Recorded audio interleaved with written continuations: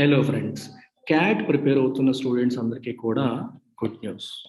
LTX classes ఇప్పుడు cat infinity అనే కోర్స్ని offer చేస్తుంది. సో ఈ కోర్స్ మీకు లైఫ్ టైం వ్యాలిడిటీతో వస్తుంది. మీకు లైఫ్ టైం వ్యాలిడిటీ అవసరం లేదు, కానీ ఒక అటెంప్ట్ మిస్ అయినా నెక్స్ట్ అటెంప్ట్కి కూడా మీరు మన దగ్గరే ఎక్స్ట్రా ఫీ పే చేయకుండా ఉండే మంచి ఛాన్స్ ఇస్తుంది. సో దీంట్లో వెర్బల్ ఎబిలిటీ సెక్షన్ నేను తీసుకుంటాను. సో మీరు ఆల్రెడీ నా ఎడిటోరియల్ ఆన్సర్స్ని చూస్తున్నారు. So verbal ability I will take care. నేను ఇంతకు ముందు క్యాట్ రాయడం జరిగింది. నాకు 99% వచ్చింది క్యాట్లో. నేను ఎండిఐ గురుగాంలో ఎంబీఏ కూడా చేశాను. ఎండిఐ గురుగాంలో ఐ డిడ్ మై ఎంబీఏ. ఆ తర్వాత వేరియస్ కార్పొరేట్ కంపెనీస్లో 10 years పాటు పనిచేసిన తర్వాత ఎల్టీఎక్స్ క్లాసెస్ని స్థాపించడం అనేది జరిగింది. So I handle verbal ability. మీకు ఎల్ఆర్డిఐ మరియు క్వాంటిటేటివ్ ఎబిలిటీ ఈ రెండింటికి వచ్చేసి వంశీ సార్ హ్యాండిల్ చేస్తారు. Vamshi sir comes with 15+ years of experience. 15+ years of experience in teaching CAT aspirants. కొన్ని సంవత్సరాలుగా ఎంతో మంది క్యాట్ ఆస్పిరెంట్స్ని ఐఎమ్స్కి పంపించిన అనుభవం ఉన్న faculty Vamshi sir. So Vamshi sir కూడా మీకు క్లాసెస్ చెప్తారు. సో మీరు మన క్యాట్ ఛానల్లో చూస్తే సార్ యొక్క శాంపుల్ వీడియోస్ కూడా మీకు ఉంటాయి. మీకు ఇంకా ఏమైనా డౌట్స్ ఉంటే ఈ నెంబర్కి కాల్ చేయండి. ప్రత్యూష మేడం నెంబర్కి కాల్ చేయండి. కాల్ చేసి ఏ డౌట్స్ ఉన్నా సరే అడగండి. ఒక్క అడ్వాంటేజ్ ఏంటంటే ఎల్టీఎక్స్ క్లాసెస్ అందించే క్యాట్ ఇన్ఫినిటీలో ఇవి అన్ని ఇన్స్టిట్యూట్లు కూడా ఆఫర్ చేస్తాయి. కాకపోతే ట్రీట్మెంట్ అంటే సబ్జెక్ట్ని హ్యాండిల్ చేసే విధానంలో ఫ్యాకల్టీకి డిఫరెన్స్ అనేది ఉంటుంది. వీటన్నిటితో పాటు there is something else that you will get with LTX. నేను యూపీఎస్సీ స్టూడెంట్స్కి ఎకానమీ టీచ్ చేస్తాను నేను. సో మీకు క్యాట్ స్టూడెంట్స్కి గ్రూప్ డిస్కషన్స్లోనూ పర్సనల్ ఇంటర్వ్యూలోనూ జనరల్గా ఇండియన్ ఎకానమీకి సంబంధించిన కాన్సెప్ట్స్ తెలిసి ఉంటే మీరు కాన్ఫిడెంట్గా వాటిని హ్యాండిల్ చేయగలుగుతారు. సో మీకు ఏం చేస్తారంటే అడిషనల్గా ఎల్టీఎక్స్ యొక్క ఎడ్జ్ ఎకానమీ యొక్క బేసిక్స్, మీకు జనరల్గా అవసరమైన ఎకానమీ యొక్క బేసిక్స్ యూపీఎస్సీ సివిల్స్ వాళ్ళకి ఇచ్చే కంటెంట్ నుంచి మీకు తెచ్చి పెడతాం. వాటిల్లో ఉన్న కంటెంట్ మీకు అవసరమైనవన్నీ కూడా మీకు వీడియోస్ రూపంలో ఇస్తాను. డౌట్స్ ఏమన్నా నేను హ్యాండిల్ చేస్తాను. ఇప్పుడు ఏమవుతుందంటే మీరు పొద్దున గ్రూప్ డిస్కషన్స్కి వెళ్ళినా పర్సనల్ ఇంటర్వ్యూస్కి వెళ్ళినా సరే చాలా కాన్ఫిడెంట్గా సబ్జెక్ట్ గురించి మాట్లాడేలాగా చేసే బాధ్యత నేను తీసుకుంటాను. This is all about our CAT infinity course. Fee వచ్చేసి మీకు 15,000 రూపీస్. మీరు మేడంతో మాట్లాడి శాంపుల్స్ చూసి ఎలా చెప్తున్నారు అనేది చూసి మీరు ఇమీడియట్గా జాయిన్ అయిపోవచ్చు. రైట్. సో మెజారిటీ కంటెంట్ మీకు రికార్డెడ్ మోడ్లో ఇస్తాను. డౌట్స్ ఏమన్నా ఉంటే డౌట్ క్లియరింగ్ సెషన్స్ అనేవి కండక్ట్ చేయడం అనేది జరుగుతుంది. రైట్. టేక్ కేర్ అమ్మా. బాయ్.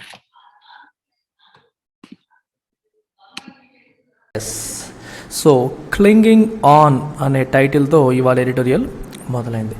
క్లింగ్ ఆన్ అంటే హోల్డింగ్ ఆన్, పట్టుకుని వేలాడటం, వదలకుండా ఉండడం. He's clinging on to the same belief, అదే నమ్మకాన్ని పట్టుకొని వేలాడుతున్నాడు.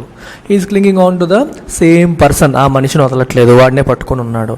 అదే ఆలోచన, అదే పద్ధతి, అదే ఒక పదవిని పట్టుకొని వేలాడుతున్నాడు. ఇలా దేనికైనా ఈ పదం మనం వాడచ్చు, క్లింగింగ్ ఆన్. ఎవరి గురించి మాట్లాడుతున్నారు? ఇమ్రాన్ ఖాన్ గురించి.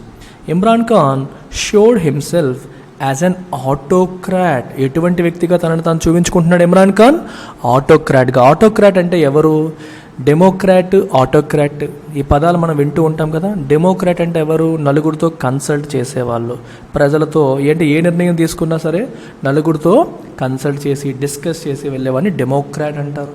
ఇప్పుడు ఒక ఫ్యామిలీలో తీసుకుంటే నాన్నగారు ఏదైనా డెసిషన్ తీసుకుంటే అమ్మతో, పిల్లలతో, వాళ్ళ అమ్మ నాన్నతో, తాతయ్యతో, నాన్నమ్మతో కలిసి కూర్చొని డిస్కస్ చేశారనుకోండి, ఒక డెమోక్రాటిక్ మేనర్లో నిర్ణయం తీసుకున్నారని చెప్తాం. అలా కాకుండా ఎవరితో మాట్లాడకుండా డెసిషన్ తీసేసుకొని తర్వాత చెప్పి యూ హ్యావ్ టు ఫాలో అని చెప్పారనుకోండి, ఆయన ఆటోక్రాటిక్ మేనర్లో నిర్ణయం తీసుకున్నారని అర్థం. ఆటోక్రసీ అంటే ఒక రకంగా తాను నిర్ణయం తీసుకోవడం అంటే అబ్సల్యూట్ పవర్ అన్నమాట. మొత్తం పవర్ తన చేతిలోనే పెట్టుకొని తను ఏం చెప్తే అందరూ అది వినాలి అని ఎక్స్పెక్ట్ చేయడం. నలుగురితో కన్సల్ట్ చేద్దాము, నలుగురితో కూర్చొని మాట్లాడదామనే పద్ధతి లేకుండా వన్ వే ట్రాఫిక్ లాగా వెళ్ళే పద్ధతిని ఆటోక్రాట్ అని చెప్పి, ఆటోక్రాటిక్ బిహేవియర్ అని చెప్పి అంటాం. ఇమ్రాన్ ఖాన్ తనను తాను ఒక ఆటోక్రాట్ లాగా చూపించుకున్నాడు. అంటే అలా అంటే తన బిహేవియర్ గత 1 వీక్ 10 డేస్గా తన బిహేవియర్ ఏదైతే ఉందో అది it shows that he is an ఆటోక్రాట్ by undermining democratic ప్రాసెస్ని అండర్మైన్ చేస్తూ, అంటే వాటిని గుర్తించకుండా, వాటికి విలువనివ్వకుండా, వాటి యొక్క పవర్ని తగ్గిస్తూ, డెమోక్రాటిక్ ప్రాసెస్ని గుర్తించకుండా, వాటిని ఫాలో అవ్వకుండా ఈయన ఆటోక్రాటిక్ బిహేవియర్ని ఎగ్జిబిట్ చేశాడని చెప్పి ఈ స్టేట్మెంట్ మీనింగ్. ఎందుకన్నారు ఇదంతా ఒకసారి మనం ఇందులో చూస్తే తెలుస్తుంది. ఆఫ్టర్ ఎ వీక్స్ డిలే, ఒక వారం డిలే తర్వాత, అండ్ ట్విస్ట్స్ అండ్ టర్న్స్, రకరకాల ట్విస్ట్లు టర్న్ల తర్వాత, Shahbaz Sharif has been voted in as Pakistan's new prime minister at the national assembly. Pakistan కొత్త ప్రైమ్ మినిస్టర్ ఎవరమ్మా? ఇమ్రాన్ ఖాన్ కాదు, ఇప్పుడు ఎవరు? షహబాజ్ షరీఫ్. అతను పాకిస్తాన్ కొత్త ప్రైమ్ మినిస్టర్గా నేషనల్ అసెంబ్లీలో he was voted in. Mr. Sharif, who won a majority of 174 votes in the 342-seat assembly, has been made to wait for days due to the attempts by Prime Minister Imran Khan, now ousted, to abrogate the no confidence motion process. బేసిక్గా ఏం జరిగిందంటే, ఇమ్రాన్ ఖాన్కి పాకిస్తాన్ పార్లమెంట్లో, Pakistan national అసెంబ్లీలో మద్దతు కొరవైంది. ఆయనతో పాటు ఉన్న పార్టీలు కూడా జంప్ అయిపోయి అపోజిషన్తో కలిసిపోయాయి. ఆర్మీకి కూడా ఇమ్రాన్ ఖాన్ పైన ఇంట్రెస్ట్ తగ్గిపోయింది. ఆయనకి ఆర్మీకి ఉన్న రిలేషన్స్ కూడా దెబ్బతిన్నాయి. ఇమ్రాన్ ఖాన్ ఎంచుకున్న విధానాలు కావచ్చు, అపోజిషన్ పార్టీ పైన కక్ష సాధింపు చర్యలు కావచ్చు, రిలీజియస్ ఫండమెంటలిజం, కొన్ని అతను ఫాలో అవుతున్న కొన్ని పద్ధతులు కావచ్చు, ఇవన్నీ కూడా చాలామందికి రుచించట్లేదు. రుచించక అతని అపోజిషన్లో ఉన్న వాళ్ళందరూ ఏకమైపోయారు, ప్లస్ తనతో పాటు ఉన్న వాళ్ళు కూడా అపోజిషన్తో చేతులు కలిపారు. సో దాన్ని బట్టి మనకి ఏమర్థమవుతుంది, ఈయనకి అక్కడ మనకి లెజిస్లేచర్లో ఉండాల్సినంత మెజారిటీ లేని పరిస్థితి వచ్చేసింది. ఎప్పుడైతే లేని పరిస్థితి వచ్చిందో వాళ్ళంతా ఏం చేస్తారు, నో కాన్ఫిడెన్స్ మోషన్ అంటే అవిశ్వాస తీర్మానాన్ని ప్రవేశపెట్టి ఓటింగ్ పెట్టి మన ప్రభుత్వానికి వ్యతిరేకంగా ఎంతమంది ఓటేస్తున్నారు, అనుకూలంగా ఎంతమంది ఓటేస్తున్నారని చెప్పి ఆ ప్రాసెస్ స్టార్ట్ చేస్తారు. ఒకవేళ అవిశ్వాస తీర్మానంలో అపోజిషన్ నెగ్గింది అనుకోండి, దాని అర్థం ఏంటి, ఇమ్రాన్ ఖాన్ ప్రభుత్వం పడిపోతుంది. ఇమ్రాన్ ఖాన్ ప్రభుత్వం పడిపోతే ఇమీడియట్గా ఎలక్షన్స్ జరగవు. మిగిలిన వారికి ఎవరికైనా మెజారిటీ ఉందా లేదని చూస్తారు. ఇప్పుడు అపోజిషన్ వాళ్ళందరూ కలిపి ఒక గ్రూప్గా ఫామ్ అయ్యి వాళ్ళకి మెజారిటీ ఉంది అని వాళ్ళు నిరూపించగలిగితే ఈయన ప్రధానమంత్రి పదవి నుంచి దిగిపోయి ఆ రెండో వ్యక్తి ప్రధానమంత్రి పదవికి వెళ్తారు. ఈ విషయం అంతా ఇమ్రాన్ ఖాన్కి తెలుసు. అందుకే ఈయన ఏం చేశారంటే ఈ నో కాన్ఫిడెన్స్ మోషన్ ప్రాసెస్నే అబ్రోగేట్ చేయాలి, అంటే క్యాన్సిల్ చేసేయాలనే ప్రయత్నం చేశారు. ఎలా ప్రయత్నం చేశారు, ఈ నో కాన్ఫిడెన్స్ మోషన్ ప్రవేశపెట్టినప్పుడు ఇది విదేశీయుల కుట్ర, ప్రభుత్వాన్ని మార్చడానికి అమెరికా చేస్తున్న కుట్ర అని చెప్పి దాని మీద డిస్కషన్ చేయించి డిప్యూటీ స్పీకర్తో దీన్ని క్యాన్సిల్ చేయించారు. అంటే ఆ నో కాన్ఫిడెన్స్ మోషన్ని యాక్సెప్ట్ చేయకుండా ఆయన ఆపించారు. ఆపించేసి ఇమీడియట్గా ఏం చేశారంటే ప్రెసిడెంట్కి లెటర్ రాసి వెంటనే పార్లమెంట్ని డిజాల్వ్ చేసేయండి, లెట్స్ గో ఫర్ ఎలక్షన్స్ అని చెప్పి ప్రెసిడెంట్తో పార్లమెంట్ని డిజాల్వ్ చేయించేశారు. ఇది పరిస్థితి. సో ఏమవుతున్నప్పుడు ప్రభుత్వం ఒక్కసారిగా కుప్పకూలిపోతుంది, ఎర్లీ ఎలక్షన్స్ వస్తాయి, నా మీద కుట్ర జరిగి ప్రభుత్వం పదవి పోయినట్టుగా వీళ్ళందరూ చేశారని చెప్పి సింపతితో మళ్ళీ గెలుద్దామనే ప్లాన్ ఇమ్రాన్ ఖాన్ వేయడం అనేది జరిగింది. విచిత్రం ఏంటంటే అపోజిషన్ పార్టీ ఏం చేసింది, సుప్రీంకోర్టుకి వెళ్ళింది. మీరు చేసిన నిర్ణయం తప్పు, అంటే ప్రెసిడెంట్ తీసుకునే నిర్ణయం తప్పు అని చెప్పి సుప్రీంకోర్టుకి వెళ్ళి ఆ నిర్ణయాన్ని రివర్స్ చేయించారు. అంటే ప్రెసిడెంట్ తీసుకున్న నిర్ణయం, డిప్యూటీ స్పీకర్ తీసుకున్న నిర్ణయాన్ని రద్దు చేయించి మళ్ళీ మీరు అసెంబ్లీని నేషనల్ అసెంబ్లీ కన్వీన్ చేయండి, నో కాన్ఫిడెన్స్ మోషన్ మళ్ళీ పెట్టించండి అని చెప్పడం జరిగిందనమాట.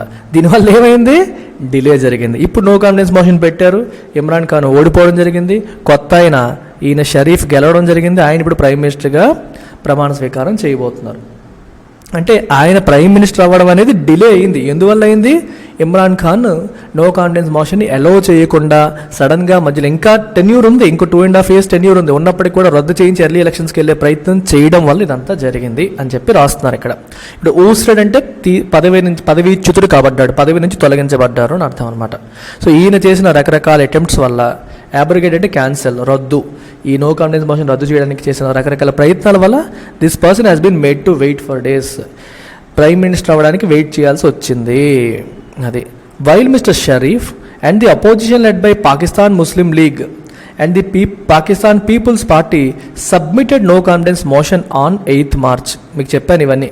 8th March వాళ్ళు నో కాన్ఫిడెన్స్ మోషన్ ప్రవేశపెట్టారు. అయితే the debate was only scheduled on 3rd April. ఎప్పుడో చేసినప్పటికీ కూడా డిబేట్ ఎప్పుడు షెడ్యూల్ చేశారు? 3rd April వరకు దాని మీద చర్చ కూడా జరగలేదు. ఎవరు చేశారు? National assembly speaker Asad Qaiser 3rd Aprilకి డిబేట్ షెడ్యూల్ చేశారనమాట. ఈయన ఏ పార్టీకి చెందిన వాళ్ళు? ఆబ్వియస్గా అధికార పార్టీకి, పాకిస్తాన్స్ టెహ్రీక్ ఈ ఇన్సాఫ్ పార్టీకి చెందిన వ్యక్తి అనమాట. In the assembly mister Qaiser's deputy, ఆ రోజు సెషన్లో ఖైజర్ లేరు, ఆయన డిప్యూటీ ఉన్నారు. He rejected the NCM over allegations of a foreign conspiracy. విదేశాల కుట్ర ఉంది అన్న ఆరోపణల మీద ఆయన ఈ నో కాన్ఫిడెన్స్ మోషన్ని యాక్సెప్ట్ చేయలేదు. He rejected it. No confidence motion ఏం చేశారు? ఆయన రిజెక్ట్ చేశారనమాట. Which was followed by mister Khan resigning, asking the president to dissolve the assembly and calling for elections. మీకు అర్థమైందా? ఇమీడియట్గా ఏమైంది? మిస్టర్ ఖాన్ రిజైన్ చేసేసి ప్రెసిడెంట్ని అసెంబ్లీ డిజాల్వ్ చేసేయండి అని ఎలక్షన్స్కి పిలుపునిచ్చేశారు. మీకు ఇదంతా చెప్పాను ఇప్పుడు స్టోరీ. సేమ్ థింగ్ ఇక్కడ రాసి ఉంది. The supreme court stepped in. వీళ్ళు సుప్రీంకోర్టుకి వెళ్ళారు. సుప్రీంకోర్టు సీన్లోకి ఎంటర్ అయింది to end the cascading crisis. ఒక క్రైసిస్ తర్వాత ఒక క్రైసిస్, ఒకదాని తర్వాత ఒకటి, ఇలా క్రైసిస్, సంక్షోభాల మీద సంక్షోభాలు వస్తున్నాయి. వీటన్నిటిని ఎండ చేయడానికి సుప్రీంకోర్టు చివరికి రంగంలో దిగింది. And reversed speaker's action. Speaker చేసిన యాక్షన్స్ని రివర్స్ చేసింది. ఓకే, ఇలా రివర్స్ చేసి మళ్ళీ మీరు నో కాన్ఫిడెన్స్ మోషన్ పెట్టాలని చెప్పింది. Even when the assembly was reconvened on April 9th, April 9th assembly మళ్ళీ సమావేశపరచాలని చెప్పి సుప్రీంకోర్టు చెప్పింది. And the strict orders from the court, the speaker allowed a debate on foreign currency angle to drag on for hours. ఈసారి కూడా NCM పెట్టకుండా కొన్ని గంటల పాటు ఫారిన్ కాన్స్పిరసీ ఉంది అని చెప్పి డిస్కషన్ కంటిన్యూ చేసేలాగా స్పీకర్ డిలే చేస్తూ వచ్చారు. Before the vote to oust mister Khan was finally allowed just short of midnight on Saturday midnight వరకు డిస్కషన్ కొనసాగి అప్పుడు ఎన్సీఎం నో కాన్ఫిడెన్స్ మోషన్ మీద ఓటింగ్ అనేది జరగడానికి అప్పుడు అలౌ చేశారనమాట. The ruling PTI seemed unwilling to give up power. వీళ్ళకి మద్దతు లేదని తెలిసినప్పటికీ వాళ్ళ పవర్ వదులుకోవడానికి సిద్ధంగా ఉన్నట్టు కనిపించట్లేదు. గివప్ అంటే విడిచిపెట్టడం, అన్విల్లింగ్ అంటే ఇష్టపడట్లేదు వాళ్ళు. Even proposed its own candidate. సరే, ఇమ్రాన్ ఖాన్ దిగిపోతారు, ఆయన ప్లేస్లో ఇంకో క్యాండిడేట్ వస్తారు అని చెప్పి ఫారిన్ మినిస్టర్ షా మహమ్మద్ ఖురేషీ ఉంటారు అని చెప్పి కూడా ప్రపోజ్ చేశారు. అయినప్పటికీ ఎవరు వెళ్ళ. Before resigning from the assembly en masse before mister Sharif was elected. En masse అంటే గుంపుగా, అంటే మొత్తం గుంపుగా వీళ్ళందరూ రిజైన్ చేస్తారనమాట. ఎప్పుడైతే నో కాన్ఫిడెన్స్ మోషన్ ఓడిపోయారో మా వాళ్ళు ఇంకొక ఆయన ఉంటాడు, ఆయన పోని పెట్టండి అని చెప్పి అన్నారు. అయినప్పటికీ ఒప్పుకోకపోయేసరికి చివరికి మొత్తం గుంపుగా, ఎన్మాస్ అంటే గ్రూప్గా, గుంపుగా, గంపగొత్తగా అసెంబ్లీ నుంచి resign చేసేసారనమాట. Mr. Khan, who continues to elise his ouster, was the outcome of an international regime change conspiracy. అర్థమైందా? తనని జాబులోంచి పీకేయడం అనేది, తనని ప్రధానమంత్రి పదవి నుంచి పీకేయడం అనేది ఇంటర్నేషనల్ రెజీమ్ చేంజ్ కాన్స్పిరసీ. అంటే అమెరికా దూరం నుంచే ఉండి పాకిస్తాన్లో ఉన్న ప్రభుత్వాన్ని మార్చడానికి చేసిన కుట్ర అని చెప్పి, ఆ కుట్ర యొక్క అవుట్కమ్ ఈ ఊస్టర్ అని చెప్పి ఆయన బయటికి చెప్తున్నారు. ఇప్పటికీ అదే మాట అంటున్నారు. And he has word now to take his battle to the people. ఇప్పుడు ప్రతినబూనాడు. ఓ అంటే అర్థం ఏంటి? ప్రతినబూనడం, ప్రతిజ్ఞ చేయడం. To take his battle to the people. నేను ప్రజల దగ్గరే తేల్చుకుంటాను అని మొత్తం అంతా రిజైన్ చేసేసి నెక్స్ట్ 2.5 సంవత్సరాలు కూడా అసెంబ్లీలో పార్టిసిపేట్ చేయము, డైరెక్ట్గా మేము ప్రజాక్షేత్రంలోనే తేల్చుకుంటామని చెప్పి వచ్చేసారు. And is likely to spend the rest of the assembly's tenure due to end in August 2023. Sorry, 1 year ఉంది, ఇంకా 1.5 years ఉంది.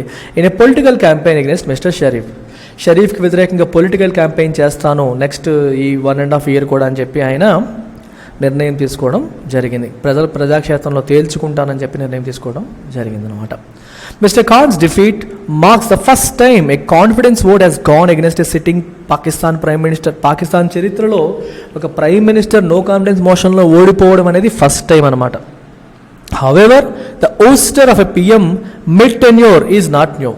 ప్రధానమంత్రి తన పదవీ కాలం పూర్తవక ముందే మధ్యలోనే పదవి కోల్పోవడం అనేది పాకిస్తాన్లో పెద్ద అన్కామన్ ఏమీ కాదు, అది క్వైట్ కామన్, ఎక్కువగా జరుగుతూనే ఉంటుంది. That is often seen the military establishment prevail over any PM who challenges power. జనరల్గా పాకిస్తాన్లో మిలిటరీ స్ట్రాంగ్ ఉంటుంది. మిలిటరీకి వ్యతిరేకంగా ఎవరైనా ఉంటే మిలిటరీ వాళ్ళు ఏం చేస్తారు, వాళ్ళని దింపేసి వాళ్ళ అధికారంలోకి వచ్చేస్తూ ఉంటారు. సో మిలిటరీకి అనుకూలంగా ఉన్నంత వరకే ప్రైమ్ మినిస్టర్లకి వీళ్ళందరికీ value, otherwise military super strong there. అది క్వైట్ కామన్ అనమాట. ఎప్పుడు కూడా మిలిటరీ ఎస్టాబ్లిష్మెంట్ అనేది it will prevail over any PM. Military యొక్క పవర్ని ఛాలెంజ్ చేసే ఏ ప్రైమ్ మినిస్టర్ అయినా వాళ్ళు సబ్జుగేట్ చేసేసి వాళ్ళు పదవిలోంచి తీసిన సందర్భాలు ఎన్నో ఉన్నాయి. In this case the army took no overt action. ఈ పర్టికులర్ ఇష్యూలో మాత్రం ఆర్మీ ఎటువంటి యాక్షన్ తీసుకోలేదు. ఇక్కడ ఓవర్ట్ అనే పదం వాడారు. Overt, covert. చూడండి, కోవర్ట్ అంటే కోవర్ట్ ఆపరేషన్ అంటారు, అంటే బయటికి కనిపించకుండా, బయటికి తెలియకుండా, హిడెన్ అనే మీనింగ్ వస్తుంది. సీక్రెట్గా, క్లాండెస్టైన్ మేనర్లో సీక్రెట్గా చేసేదాన్ని కోవర్ట్ అంటారు. ఓపెన్గా బయటికి కనిపించేదాన్ని ఓవర్ట్ అంటారు. అంటే బయటికి కనిపించేలాగా ఆర్మీ ఎటువంటి యాక్షన్ తీసుకోలేదు. But it is clear that the strain between Islamabad and Rawalpindi was an important factor once the opposition decided to push Mr. Khan out. అయితే ఆర్మీకి మన గురువు గారికి మధ్యలో డిస్టర్బెన్స్ కొంచెం ఉంది, స్ట్రెయిన్ ఉంది, రిలేషన్స్లో స్ట్రెయిన్ ఉంది అనే విషయం అయితే క్లియర్గా కనిపిస్తుంది. ఎందుకంటే ఈ ఆర్మీ సపోర్ట్ లేకుండా అపోజిషన్ వాళ్ళు అంత స్టెప్పులు తీయలేరు అనేది ఇక్కడ మెయిన్ విషయం అనమాట. బయటికి ఆర్మీ అనకపోయినప్పటికీ టాసిట్ సపోర్ట్ ఉన్నట్టుగా కనిపిస్తోంది అని అర్థం. Mister PTI's dangerous fluctuation with religious fundamentalism did not help mister Khan. Religious fundamentalism అంటే అర్థం ఏంటి? రిలీజియన్ ఏదైతే చెప్తుందో, సూత్రాలు ఏవైతే చెప్తుందో వాటిని యాజ్ ఇట్ ఈజ్గా ఫాలో అవ్వాలి, మార్పులు ఉండకూడదు. ఇప్పుడు ఖురాన్ ఏం చెప్తుంది, లేకపోతే భగవద్గీత ఏం చెప్తుంది, యాజ్ ఇట్ ఈజ్గా వాటన్నిటిని మనం పాటించాలి అనుకున్నాం అనుకోండి, అది మోడర్నిజంకి ఆపోజిట్ అయిపోతుంది. ఇప్పుడు మోడర్న్ థింకింగ్ ఎలా ఉంటుందంటే మారిన రోజులకు తగ్గట్టుగా మనుషుల ఆలోచనలు, విధానాలు, అలవాట్లు మారుతున్నాయి. మారకుండా రిలీజియస్ ఫండమెంటలిజంకి పట్టుకుని ఉండడం అంటే మరీ స్ట్రాంగ్గా ఆ బిలీఫ్ని పట్టుకుని వేలాడడం అనమాట. సో అది ఏదైతే ఉందో did not help mister Khan. అంటే ఆ పేరు పెట్టుకొని ఆయన బండి నడిపిద్దాం అనుకున్నా అవ్వలేదు, అది అతనికి సహాయం చేయలేదు, దానివల్ల చెడే జరిగింది. ఫ్లర్టేషన్ అంటే ఒక క్లోజ్ రిలేషన్షిప్ మెయింటైన్ చేయడం, ఒక మంచి అంటే ఆ కాన్సెప్ట్తో, ఆ ఐడియాలజీతో ఆయన ఎంత క్లోజ్ రిలేషన్షిప్ మెయింటైన్ చేసినా దాన్ని ఫాలో అయినప్పటికీ కూడా అది ఆయన కాపాడలేకపోయింది. Nor could he rely on his rabble rousing street protest to save him. Rabble rousing అంటే అర్థం ఏంటంటే మనలో ఒక రకమైన ఎమోషన్స్ని రెచ్చగొట్టేలాగా, అర్థమైందా? ఫ్లర్టేషన్ అంటే మెయింటైనింగ్ ఏ క్లోజ్ రిలేషన్షిప్ అనే మీనింగ్ వస్తుంది. ఇక్కడ చూడండి, నార్ కుడ్ హీ రిలై అంటే depend on his rabble rousing అంటే జనాల్ని ఎమోషనల్గా స్టిరప్ చేయడం. స్టిరప్ అంటా చూడండి, స్టిరప్ అంటే మనల్ని మాటలతో రెచ్చగొట్టడం. చూడండి, మన పాకిస్తాన్లో మన ప్రభుత్వాన్ని పడగొట్టడానికి అమెరికా లాంటి బయట దేశాలు కుట్ర చేస్తున్నాయి అన్నారనుకోండి, అదేంటిది మన వ్యవహారాల్లో విదేశీయుల హస్తం ఏంటి అని ఒక్కసారిగా మనం ఎమోషనల్ అయిపోతాం. మన వీళ్ళందరూ ఏం చేస్తారు, పొలిటీషియన్స్ అందరూ ప్రాంతీయత, లాంగ్వేజ్, మతం, కులం, ఇలా మన ఎమోషన్స్ని రెచ్చగొట్టే, నేషనలిజం లాంటి వాటిని ఉపయోగించి మన ఎమోషన్స్ని రెచ్చగొట్టే కార్యక్రమాలు చేస్తారు. అలాంటి స్ట్రీట్ ప్రొటెస్ట్లు కూడా ఏం చేశారు, ర్యాబుల్ రౌజింగ్, మనలో ఎమోషనల్గా ఛార్జప్ చేసే ప్రొటెస్టులు చేసి కొన్ని స్పీచ్లు ఇవ్వడం కూడా చేశారు. అవి చేసినప్పటికీ కూడా అవి అతను కాపాడలేకపోయాయి. ఎన్ని చేసినా సరే, రిలై అంటే డిపెండ్, ఎన్ని చేసినా సరే ఆయన పదవిని ఆయన కాపాడుకోలేకపోయారు. Especially after he was unable to prove charges that his opponents acted as agents of the US in both assembly and in court. Opponents అందరూ అమెరికా చేతిలో ఏజెంట్లుగా మారిపోయారు అని చెప్పి ఆయన ఆరోపణలు చేశారు. ఛార్జెస్ అంటే ఆరోపణలు. అయితే వాటిని ప్రూవ్ చేయగలిగారా? ప్రూవ్ చేసుకోలేకపోయారు. అసెంబ్లీలో ప్రూవ్ చేయలేదు, కోర్టులో కూడా ప్రూవ్ చేయలేకపోయారు. There are lessons for Pakistan's neighbourhood as well from the outcome of mister Khan's brand of politics. చూడండి, పాకిస్తాన్స్ నైబర్హుడ్ అంటే ఇండియా కూడా ఈ పాకిస్తాన్ నుంచి నేర్చుకోగలిగినవి కొన్ని ఉన్నాయి.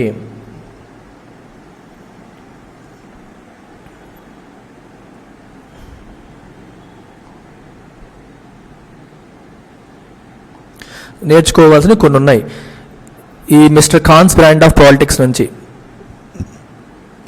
మన ఇమ్రాన్ ఖాన్ చేస్తున్న బ్రాండ్ ఆఫ్ పాలిటిక్స్ కొన్ని తప్పులు ఉన్నాయి. దీని యొక్క అవుట్కమ్ మనకి ఇప్పుడు కనిపిస్తుంది. ఇలాంటివి అవుతున్నాయి. ఆయన ఇప్పుడు ఓడిపోయాడు. ఆయన కైండ్ ఆఫ్ పాలిటిక్స్ అనేవి పాకిస్తాన్లో వర్కౌట్ అవ్వలేదు. దాని నుంచి మన ఇండియా కూడా నేర్చుకోవాల్సినవి కొన్ని ఉన్నాయి.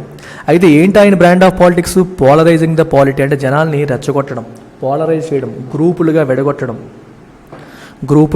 విడగొట్టడం, ఒక్కొక్క మాట్లాడడం. And unwillingness to work by consensus. అంటే కన్సెన్స్ అంటే ఏకాభిప్రాయం, అందరితో మాట్లాడి ఏకాభిప్రాయంతో వర్క్ చేయాలి. ఏకాభిప్రాయంతో వర్క్ చేసేలా కాకుండా ఓన్గా డెసిషన్స్ తీసేసుకోవడం, ఆటోక్రాటిక్ మేనర్లో డెసిషన్స్ తీసేసుకోవడం. And blaming external forces for domestic problems. Domestic ప్రాబ్లమ్స్కి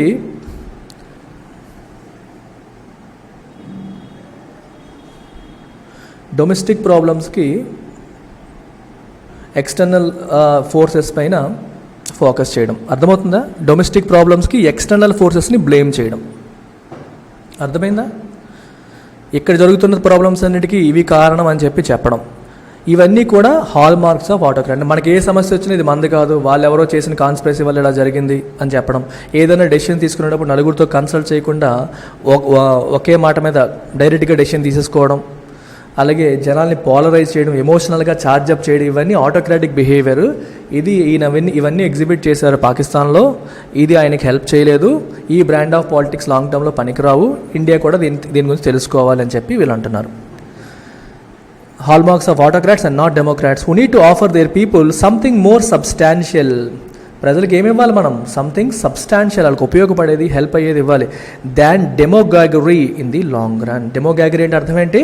ప్రజల ఎమోషన్స్ని రెచ్చగొట్టేలాగా, అంటే కామన్ మ్యాన్ యొక్క ప్రిజుడిసెస్, ఆలోచనలు, వాళ్ళ యొక్క ఆశలు, ఆకాంక్షల్ని అపీల్ చేసేలాగా మాట్లాడడాన్ని డెమోగాగరీ అంటారు. మీకు ఒక మీనింగ్ చెప్తాను చూడండి, ఒక ఎగ్జాంపుల్ చెప్తాను. ఇప్పుడు రాష్ట్రం యొక్క ఆర్థిక పరిస్థితి ఎందుకు బాగాలేదని క్వశ్చన్ చేసామనుకోండి. ఇప్పుడు చీఫ్ మినిస్టర్స్ ఏం చేస్తున్నారు? విపరీతంగా వెల్ఫేర్ స్కీమ్స్ అని, అవని ఇవని, అంటే దేనికోసం? నిజంగా ప్రజల మంచి కోసం చేస్తే మంచిదే, కానీ ఆ పేరుతో ఓట్లు దండుకోవడం, అంటే ప్రభుత్వ డబ్బుతో ఓట్లు కొనుక్కునే కార్యక్రమాలు జరిగిపోతున్నాయి డైరెక్ట్గా. అవసరం ఉన్నా లేకపోయినా విపరీతంగా స్కీమ్స్ అని అవన్నీ తీసుకొచ్చి మాట్లాడతారు. ఇప్పుడు రాష్ట్ర ఆర్థిక పరిస్థితి బాగాలేదని ఎవరైనా క్వశ్చన్ చేశారనుకోండి, ఏమంటారు? అరే, ప్రజలకు మేము హెల్ప్ చేస్తుంటే మాకు ప్రతిపక్షాలు అడ్డు పెడుతున్నాయి అంటారు. మీ జేబులో డబ్బులు పడుతుంటే, మీరు బాగుపడుతుంటే ప్రతిపక్షాలు చూడలేకపోతున్నారంటారు. ఈ మాటలు ఎలా ఉంటాయి? ఆ మాటలు వినగానే అయ్యో మనకి డబ్బులు వేస్తుంటే గవర్నమెంట్ వాళ్ళు చూడలేకపోతున్నారనే మాట మనల్ని ఎమోషనల్గా ఛార్జప్ చేస్తుంది. అలా కాకుండా రేషనల్ ఎక్స్ప్లెనేషన్ ఎవరైనా ఇస్తున్నారా? లాజికల్గా ఏమైనా మాట్లాడుతున్నారా? ఈరోజు ఇన్ని అప్పులు చేస్తే రేపు పొద్దున్న పరిస్థితి ఏంటి అనే విషయం మీద ఎక్స్ప్లెనేషన్ ఏమైనా ఉంటుందా? ఉండదు. టెక్నికల్గా, లాజికల్గా, రేషనల్గా ఎక్స్ప్లెనేషన్స్ ఇవ్వకుండా ప్రజల యొక్క కామన్ మ్యాన్, తెలివైన వాడని కాదు, చదువుకున్న వాళ్ళని అపీల్ చేసేలా కాదు, కామన్ మ్యాన్కి అపీల్ చేసేలాగా, కామన్ మ్యాన్ అట్రాక్ట్ అయ్యేలాగా మాట్లాడడాన్ని డెమోగాగరీ అంటారు. ఈ డెమోగాగరీ కాదు కావాల్సింది, పీపుల్కి you have to give them something more substantial అని చెప్పి చివరికి ఎండ్ చేస్తున్నారు. అర్థమైందా? Demagoguery is appealing to common man's aspirations. వాళ్ళ ఆస్పిరేషన్స్, వాళ్ళ ఆలోచనలు, వాళ్ళకి అన్నీ తెలియదు. నాకు ఈరోజు కడుపు నిండిందా లేదనే చూస్తారు వాళ్ళు. దీనివల్ల రేపు పొద్దున్న వాళ్ళు నష్టపోతున్నా వాళ్ళకి ఆ విషయం అర్థం కాదు. సో వాళ్ళకి టెంపరీ బెనిఫిట్స్ ఇచ్చేలాగా మాట్లాడటం అనమాట, వాళ్ళ ఆస్పిరేషన్స్ని అపీల్ చేసేలాగా మాట్లాడటం. This is about today's editorial. And final thing, different competitive exams prepare అయ్యే వాళ్ళు, if you want to improve your English and clear competitive exams, మీరు ఇంగ్లీష్ ఇన్ఫినిటీ అనే కోర్సులో మీరు జాయిన్ కావచ్చు. దీని ఫీజు వచ్చేసి కేవలం 2000 రూపాయలే. ఈ నెంబర్కి కాల్ చేసి మీరు 2000 రూపీస్ పే చేసి జాయిన్ అయిపోవచ్చు. ఇది ఇక్కడ కనిపిస్తున్న అన్ని కాంపిటేటివ్ ఎగ్జామ్స్కి హెల్ప్ అవుతుంది. బేసిక్స్ నుంచి అడ్వాన్స్డ్ లెవెల్ వరకు all kinds of models are covered. ప్రతిరోజు రాత్రి 9:45 PM క్లాస్ అనేది జరుగుతుంది. Use this opportunity. Take care. Bye.